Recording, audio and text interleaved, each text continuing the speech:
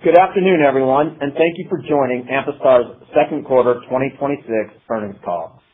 Earlier today, we reported the financial results for the second quarter ended June 30th, 2026, which are available on the investors page of our website. The second quarter was marked by strong execution across each of our strategic growth pillars. We observed continued demand across our commercial portfolio. We expanded our manufacturing capabilities and advanced both our development pipeline and regulatory programs. As a result, we generated improved financial performance during the second quarter. Revenue increased to approximately $184 million, reflecting both sequential and year-over-year growth. Profitability also improved significantly from the first quarter, driven by increased revenue, margin expansion, and enhanced operating performance. Despite a dynamic operating environment, our strategic priorities have remained consistent. We continue to focus on building a diversified pharmaceutical company supported by three complementary growth pillars.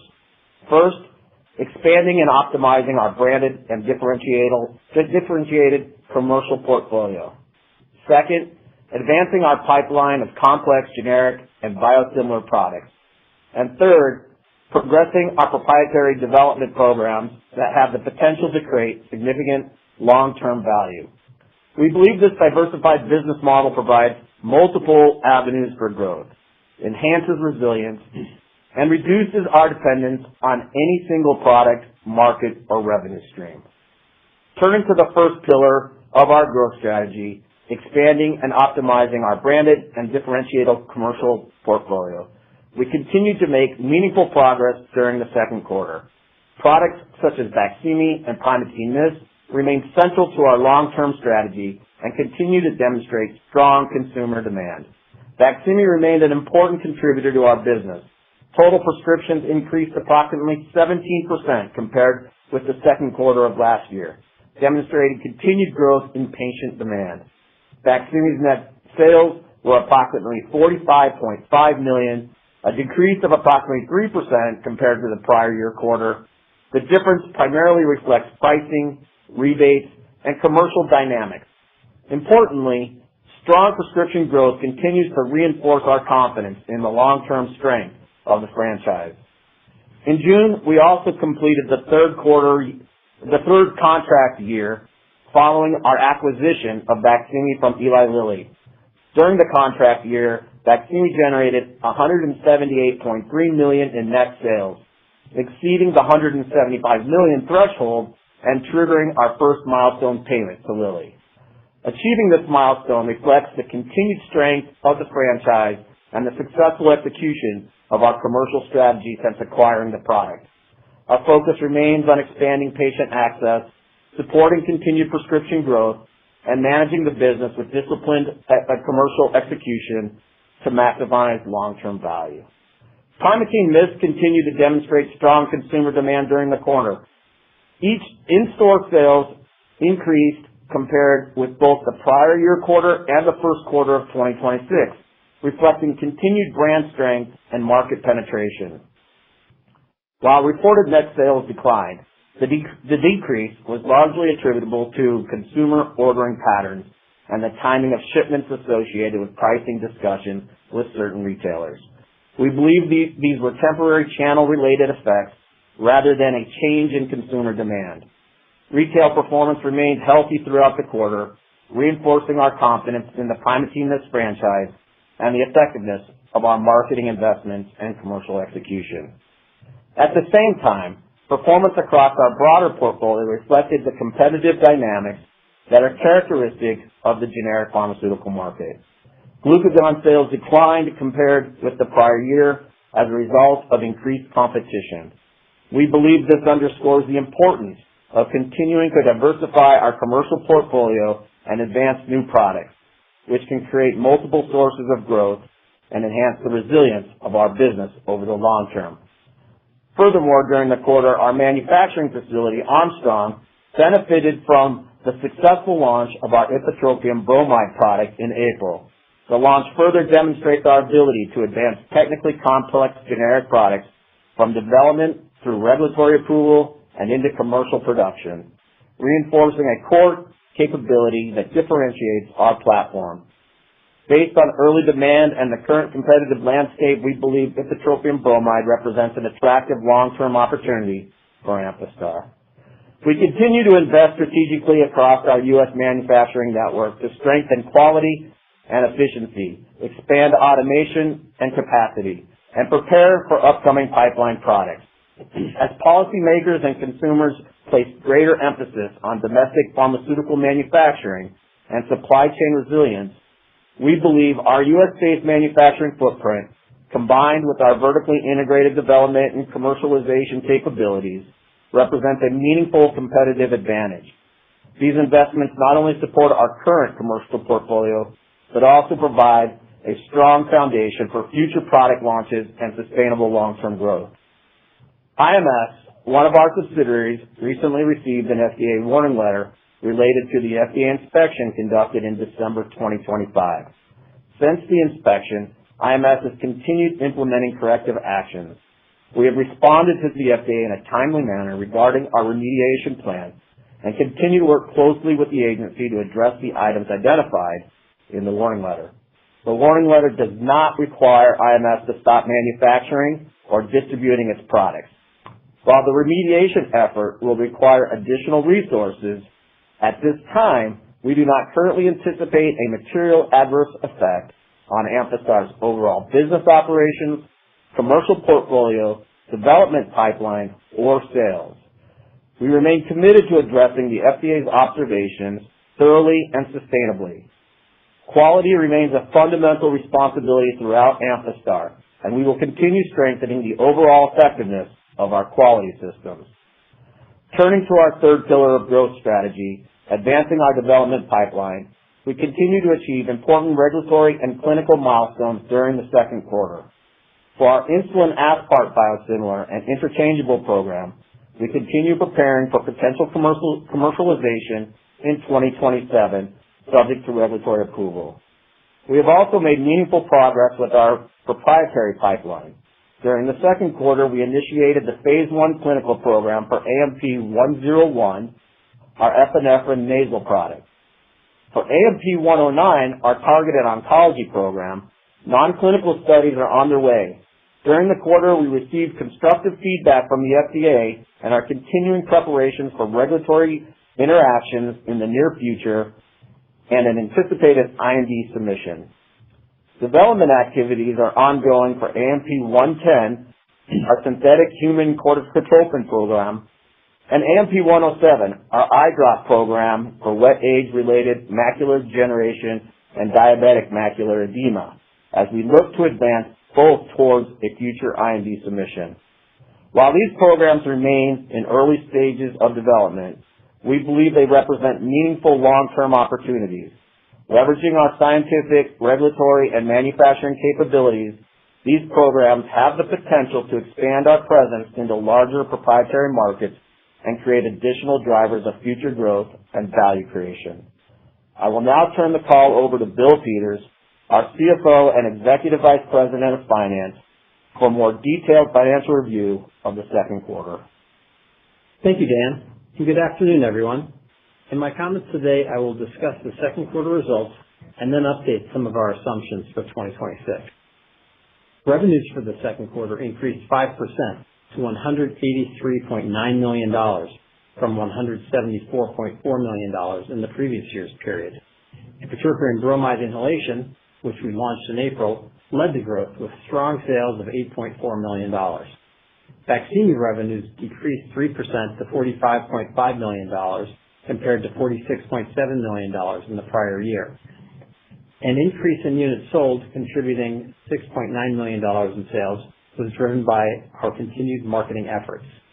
Lower average selling prices negatively impacted sales by approximately $8.1 million, primarily as a result of higher rebates and higher 340B pharmacy discounts, some of which may have been duplicated. In May, in response to these pricing dynamics we had seen over the past few quarters, we engaged a third party to support data-driven identification, validation, and resolution of potential 340B duplicate discounts, which led to a smaller impact than we saw in the first quarter. Primatene Mist sales were $21 million in the second quarter, down 8% from $22.9 million in the second quarter of last year due to the timing of customer purchases. Epinephrine sales were relatively flat, as weakness in the vial product was offset by increased demand for our prefilled syringe product. Glucagon sales declined 42% to $11.9 million from $20.6 million due to increased competition. Sales of other products increased 25% to $66.2 million from $53.1 million, primarily due to recently launched products, including iron sucrose with sales of $3.5 million and teriparatide with sales of $4.5 million, which we launched in August 2025 and December 2025, respectively. An increase in albuterol sales of $2.4 million, which we launched in 2024, also contributed to the increase. Additionally, an increase in phytonadione and sodium bicarbonate sales driven by higher demand resulting from supplier shortages and an increase in sales of API from our ANP subsidiary had a positive impact on sales. Cost of revenues increased 3% to $90.4 million from $87.9 million. However, gross margins increased to 51% of revenues in the second quarter of 2026 compared to 50% in the previous year period. The primary drivers of the change were sales of recently launched products with higher margins, such as ipratropium bromide, teriparatide, and iron sucrose. This trend was partially offset by a lower average selling price for Baqsimi, Glucagon, and epinephrine multi-dose vials. Additionally, we had increased manufacturing costs at our Amphastar facility. Selling, distribution, and marketing expenses increased 30% to $13.3 million from $10.2 million, primarily due to an increase in marketing efforts for Baqsimi and higher freight expenses. General and administrative spending increased 30% to $18.2 million from $14 million, driven by higher legal expenses, salary and personnel-related expenses, as well as expenses related to the implementation of a new ERP system. Research and development expenditures increased 10% to $22.2 million from $20.1 million, primarily due to an increase in clinical trial expense, largely for our insulin pipeline. Our non-operating expense of $1.2 million during the period compares to a non-operating expense of $2.8 million in the prior year period, primarily due to foreign currency fluctuations and mark-to-market adjustments related to our interest rate swap contract during the quarter. Net income decreased slightly to $30.3 million, but increased on a per-share basis to 67 cents in the second quarter from $31 million or 64 cents per share in the second quarter of 2025. Adjusted net income was relatively flat at $40.8 million, but increased on a per-share basis to 91 cents in the second quarter compared to an adjusted net income of $40.9 million or 85 cents per share in the second quarter of last year. Adjusted earnings exclude amortization, equity compensation, and one-time events. In the second quarter, we had cash flow from operations of approximately $51.3 million. During the quarter, we accelerated our share repurchase program and bought back approximately $45 million worth of shares. Separately, in June, we achieved the first annual Baqsimi net sales milestone under our asset purchase agreement with Eli Lilly, which triggers a $100 million payment due in the third quarter of 2026. Before I turn the call back over to Dan, I would like to update some of our guidance for 2026. Due to remediation efforts at our IMS facility, we expect expenses there will increase by $2 to $3 million per quarter for the next several quarters. Capital expenditures will also increase at this facility, but there will be no change to our previously communicated capital expenditure profile as we redirect spending from our Amphastar facility to our IMS facility. We also expect a slight slowing of sales from IMS as we concentrate on addressing corrective actions, thus improving the quality and manufacturing systems. Importantly, even with this revised outlook, we maintain our overall corporate sales guidance of mid-single-digit to high single-digit sales growth, reflecting the strength of our broader portfolio. I will now turn the call back over to Dan. Thank you, Bill. Looking ahead, our priorities remain clear. We are focused on supporting continued growth across our commercial portfolio, expanding our U.S. manufacturing capabilities, completing the IMS remediation activities, advancing our near-term regulatory programs, and continuing disciplined investment in our proprietary pipeline. We believe the second quarter highlighted the strength and resilience of Amphastar's diversified business model faced with a dynamic operating environment. We delivered improved financial performance, generated continued demand across our key commercial brands, and achieved important regulatory and development milestones. These results reflect the benefits of our diversified growth strategy and the balanced foundation we have built across our commercial portfolio, development pipeline, and manufacturing platform. We also believe Amphastar is well-positioned for the evolving pharmaceutical landscape. Our diversified product portfolio, our U.S.-based finished product manufacturing footprint, vertically integrated capabilities, and growing development pipeline provide multiple avenues of growth and support long-term value creation. With that, we will now take your questions. Paul? Thank you. We'll now be conducting a question and answer session. If you would like to ask a question, please press star 1 on your telephone keypad. A confirmation tone will indicate your line is in the question queue. You may press star 2 if you'd like to remove your question from the queue. For participants using speaker equipment, it may be necessary to pick up your handset before pressing the star keys. One moment please while we poll for questions.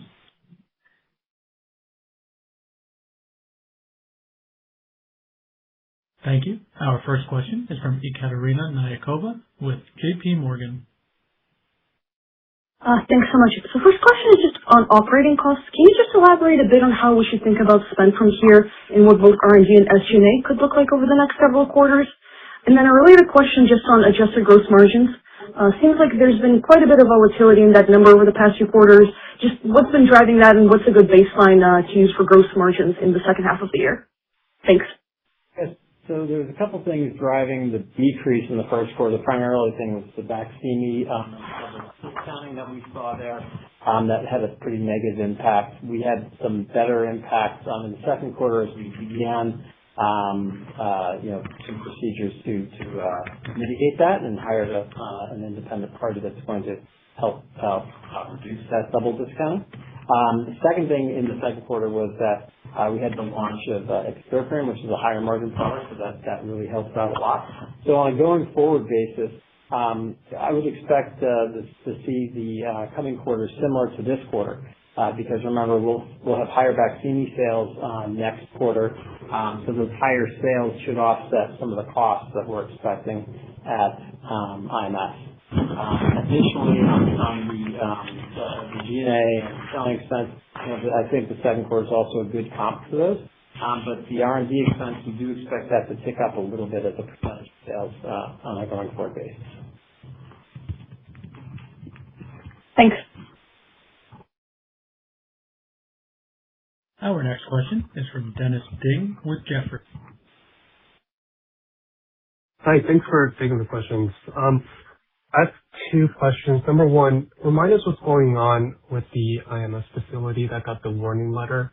If I recall, you guys probably responded to it in late July. So remind us the revenue exposure here again from this facility. What are the next steps from the FDA and when? And then would remediation plans require shutting down some of the production lines? That's question number one. And then question number two, on Baqsimi's 340B dynamic, I think you said 80% of that pricing pressure can ultimately go away. Can you reiterate that number on the call today? And how much of that 80% was recovered in Q2? And how much is left to recover in Q3? Thanks so much. Okay, so let me start with the revenue. IMS makes the sales are probably about a third of our overall corporate sales on a big picture. However, we are still shipping there. We don't expect to stop shipping there, and we still are producing at the same rate that we've been. What we have taken some quality steps which have slowed down some of the releases, some of the batches right now, to make sure that they've gone through an extra quality review. So that's led to a small delay right now for that. But I'll turn it over to Tony for some of the other next steps that we have going on there. Yeah, as you mentioned, we did respond to the warning letter in late July. And essentially the way these are is you have an interaction where you update the FDA on a routine basis, generally every month or two, just to go over your plan and the program. We've hired a third-party independent consultant that has great experience in helping to work with these kind of projects.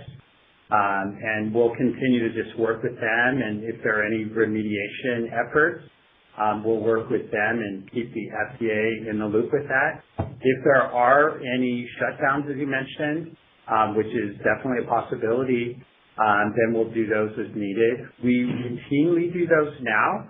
Whether it's a little bit longer or not remains to be, depending on what they find during the remediation and during the assessments.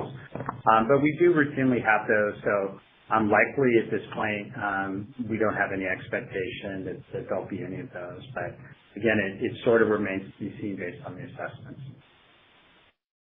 And then going back to the last question with vaccine on the 340B. Now, we just implemented that consultant or that firm that helps us with this in May. So we only covered 2 months, and I'll say not all of their actions took place right away. So when we talked about reducing 80% of the double dipping on the last call, I'd say that we probably are halfway there at this point.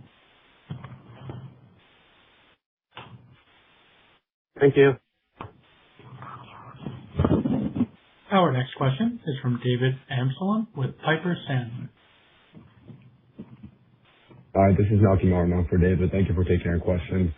First, with respect to BD, is your priority acquiring immediately accretive commercial products, or would you accept some development spending for a differentiated late-stage asset? That's number one. Number two, also with respect to BD, are you willing to establish a new commercial organization in a new vertical, or will any potential targets need to leverage existing commercial infrastructure? Thank you. Yeah, good question. So as far as this development goes, we have been looking at both development programs and things that would be immediately accretive or soon to be accretive, I'll say, things that are very late stage, potentially filed with the FDA.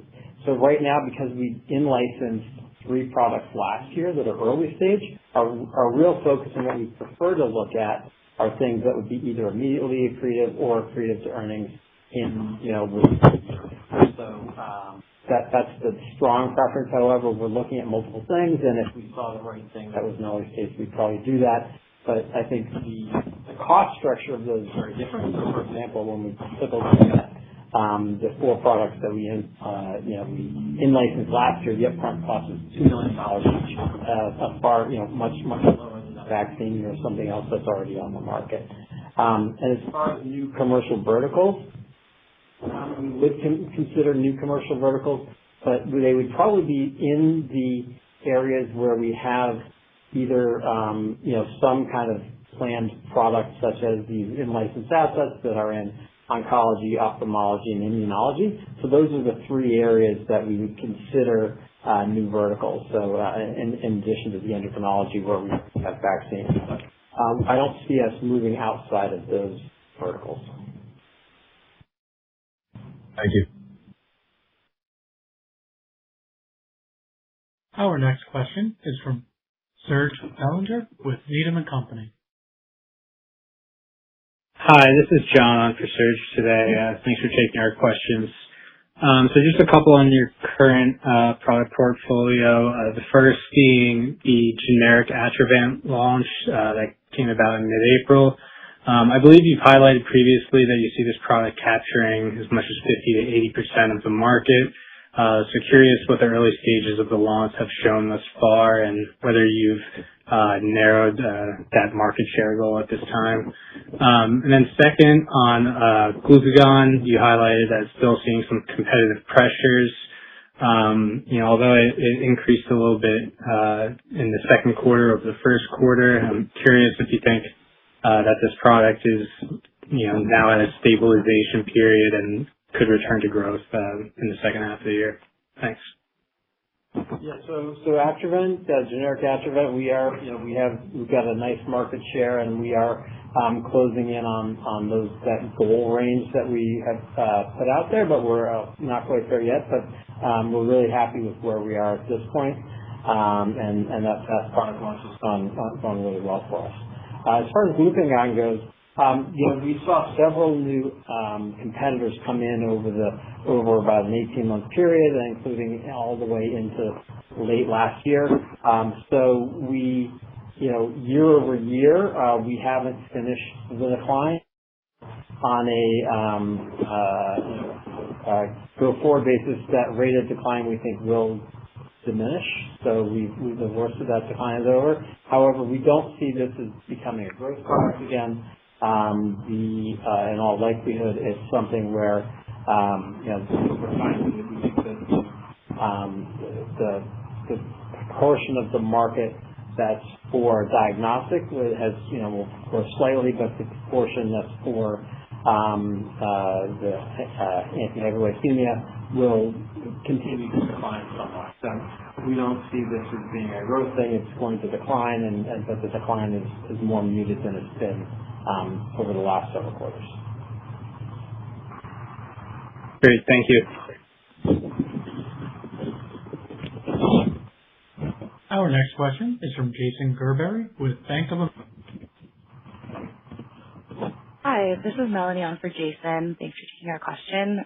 Just on AMP-004, your insulin aspart, based on current price levels and anticipated concessions, do you see the product gross margin being relative to corporate levels?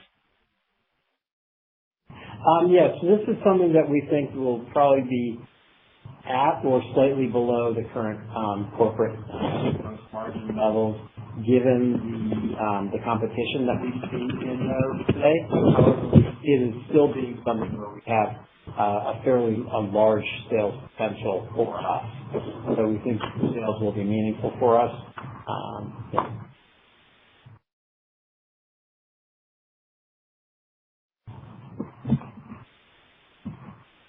Our next question is from Ben Burnett with Wells Fargo. Hi, hello. This is Tim on for Ben. Thanks for taking our question. So one question we have is that on the insulin aspart bioavailability study, recently it's shown up as completed on clinical trial. So is this something that you can touch on? Like, what does the data look like? What is the path forward on this? Thank you. Could you please repeat the question again? I think we were having a little hard time understanding. Oh, sorry. Which product are you referring to? Sorry, let me repeat again. So, it's the insulin aspart bioavailability study showing up recently on clinicaltrials.gov as completed. So is this something that you can touch on? Have you seen the data with the path forward in terms of resubmitting, etc.? So the question is about the trial. As you had seen on it, it's a bioequivalent PK type trial, and it's just measuring the AUC between the two products, the reference together. So I think that's what it is. What I'll say about that product is we're on schedule for that to have our commercial launch of the product next year in 2027. Thanks, Paul. Thanks. Thank you. There are no further questions at this time. I would like to hand the floor back over to management for any closing remarks. Thank you, Paul, and thank you all for the questions today. As highlighted in our remarks today, we remain focused on executing our long-term strategy, strengthening our commercial portfolio, advancing our pipeline, and continuing to invest in our U.S. manufacturing capabilities. Thank you for your continued interest in Amphastar. We appreciate your support and look forward to updating you on our progress next quarter. This concludes today's conference. You may disconnect your lines at this time. Thank you again for your participation.